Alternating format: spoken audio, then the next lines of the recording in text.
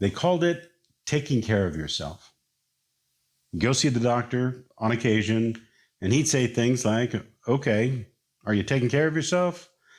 Are you getting enough sleep? Are you drinking enough water? Or are you whatever? A bunch of questions. And it was all part of a doctor visit. It was a job that's taking care of yourself. Now they call it self-care. And it sounds kind of luxurious. I mean, my image of self-care, and I don't know where this comes from, involves like a big fluffy white robe and some cucumber slices, and I don't know, one of these things. Is that for the sun? It just something, and then a massage. And, self-care sounds nice, but whatever you call it, you're given one body and one mind, and they have to last your entire life. So we need to learn to take care of them.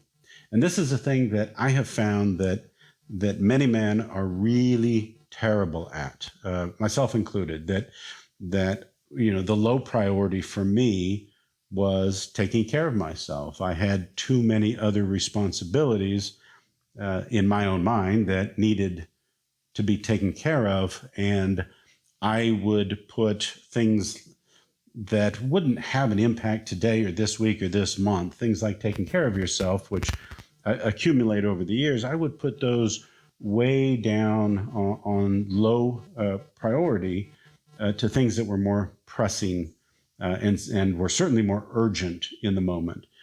So what is self-care? Well, it is literally taking care of your own physical and mental health so that you're able to operate at a high level of capacity and performance. You have the energy to tackle life, to work and socialize, and to do the things that you want to do for the duration of your life. Not just this year, not just for the next 5 years. This is a lifetime kind of commitment. And that's not how a lot of us think.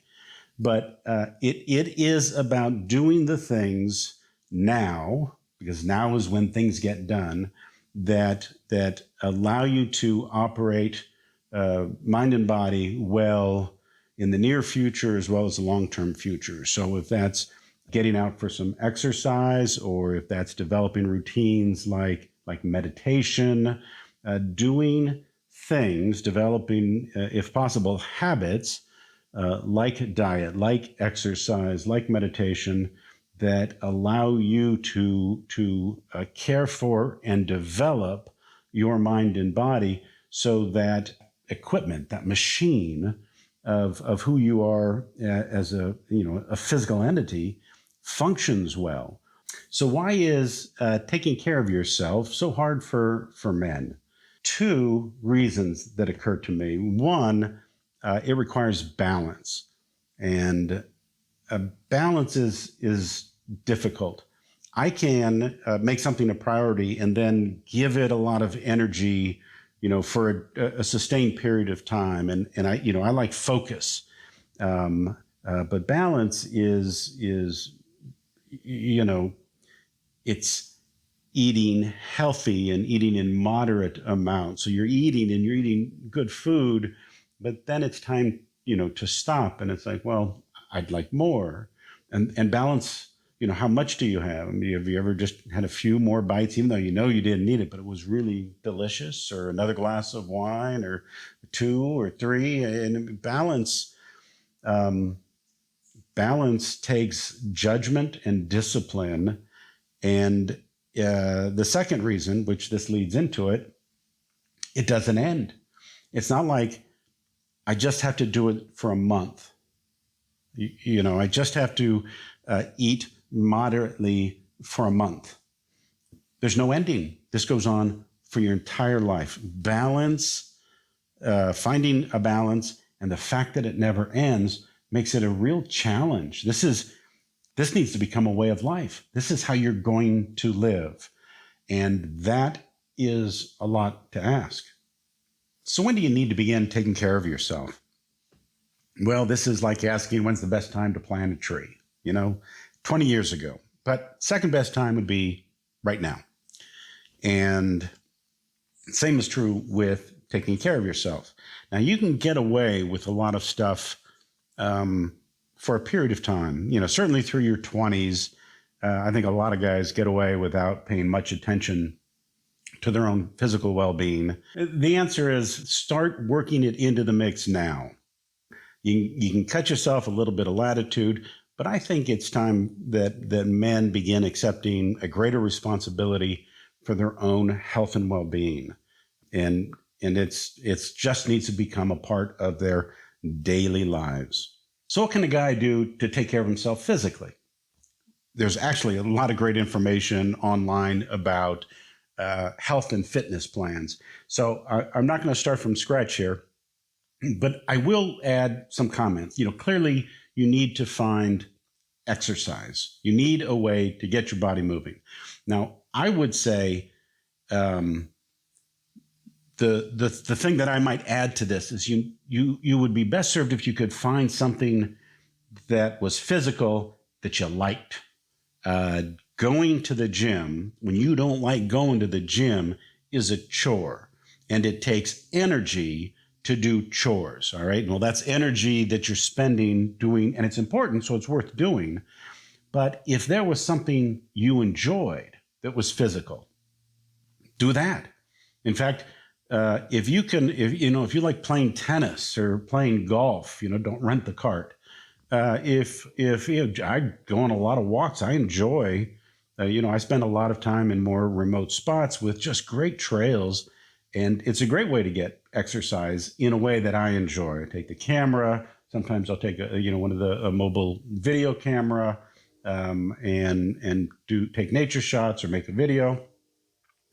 Find a form of exercise that you enjoy, and if you can find a form of exercise that you enjoy with someone else, it turns it into, rather than a chore, it turns exercise into recreation and socialization. You're killing, three birds with one stone, essentially. You're able to take something that could be a burden and make it something positive. In fact, I would look for ways to do that in as many areas of your life as you can. So making exercise a challenge so that it's harder and less pleasant doesn't get you anywhere. There's no advantage to you sacrificing. So find something physical that you enjoy doing would be the first tip there. Similarly with food can be, I think, a lot of fun. Do you cook? I would learn to cook. I think every human being should know how to prepare tasty food and create a hobby out of it. And you can create a lot of very healthy dishes. If you want to make a hobby out of cooking, there's a lot of information online. I mean, you can go to find YouTube channels that will teach you how to make really good foods out of really healthy ingredients. And it's when you're cooking at home, if you're using, normal ingredients, it's less expensive. So if you're looking for a category of your life that you can turn into something fun and social, learn to cook. Learn to cook good, healthy foods. Now, of course, they say sleep 8 hours a day. If you can, I think that sounds like a good idea. I have found that sometimes I can and can't. And, I have a somewhat, and I guess I have the ability, somewhat erratic sleep schedule. I would make an effort to get more sleep. I don't want to belabor this one, but I also don't see a point of laying in bed when your mind's spinning. I would find ways to work around your natural sleep state. Stress levels are something you need to manage. We live in a time where it seems everybody's running around on DEFCON 3. I mean, we're just ready for trouble. So we're listening critically to things we hear people saying or that we see on television or read in articles. And it's very easy to spin up.